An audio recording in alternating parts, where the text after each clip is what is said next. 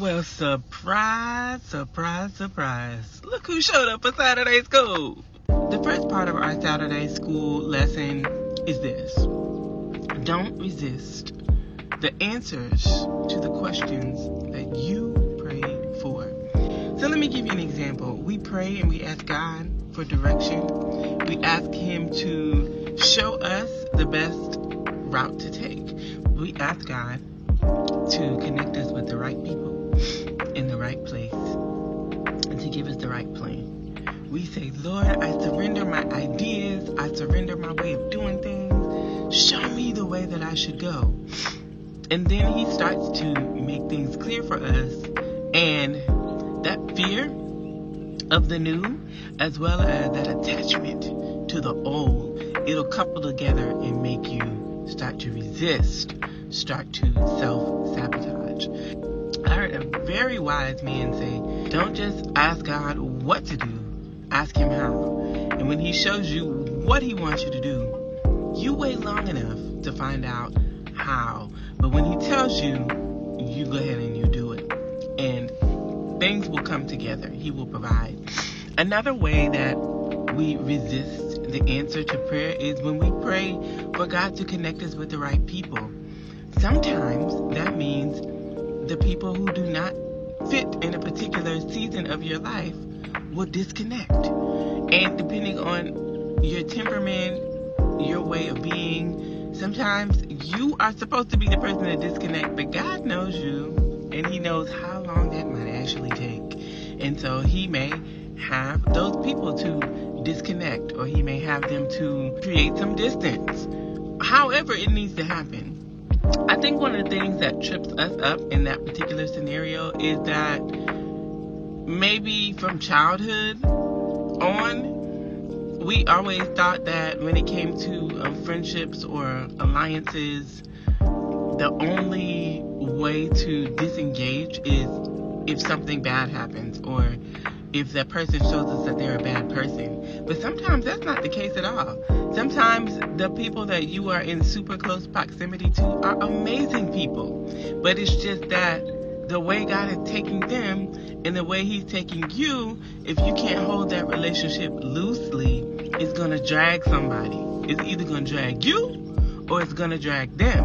And so it may be a need for you to loosen your hands so that you aren't trying to drag anybody off of their stance or off of where God is directing and leading them, and you're not allowing them to drag you. Another scenario where it can be a challenge. I saw someone on TikTok. It was a principal. I really randomly saw it. Didn't even stick around to see a whole lot of what was happening. It was a principal, and she had worked at a particular school. She had gotten nominated. Now this is her story, so I don't know her personally, so I'm not even getting involved in whatever fight. I'm not a dog in it, whatever fight that is, if y'all are into that particular narrative on TikTok. But the principles of her story really go along with what I'm sharing today for Saturday school. She had been a principal at a school, and the year prior, she had been nominated for Principal of the Year, and she won the honor.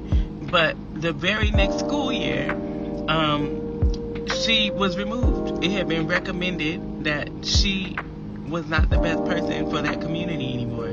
And based on her story, the community loved her. Everyone wanted her there, but they didn't want her to be the principal anymore. So she was able to find another position in another school district, and who knows, it could go very well with her. I don't know her personally.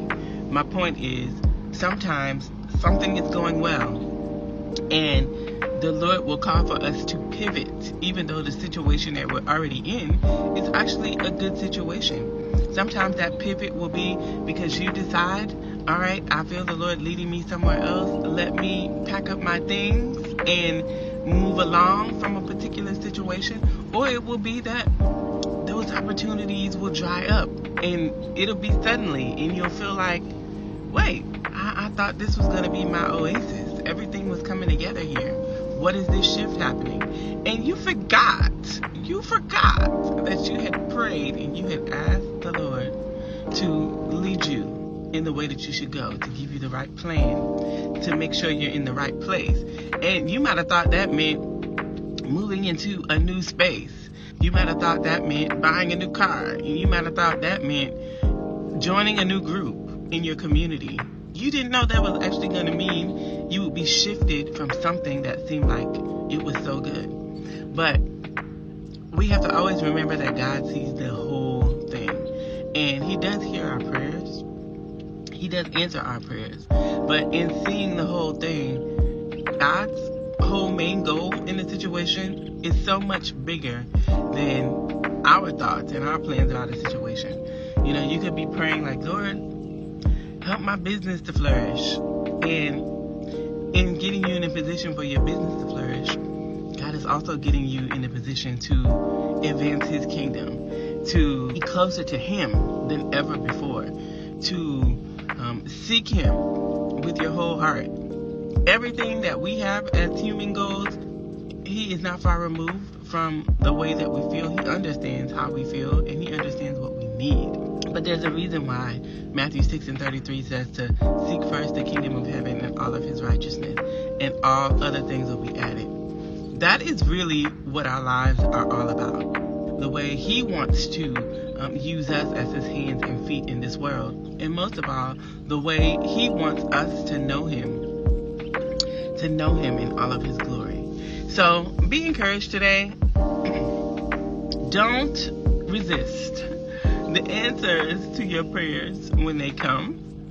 Don't hold on to situations thinking that you can be the one to shift and change and turn things around if God is leading you on. Don't ever think you can do more in a situation than God can. The best thing for you to do about everything you care about, everyone you care about, is to take them to God in sincere prayers and petitions in faith, knowing that God is the one who's able to do the impossible. You cannot love your people more than God can. Alright? So whether it is on your job, in your family, in your health, seek God with all of your heart.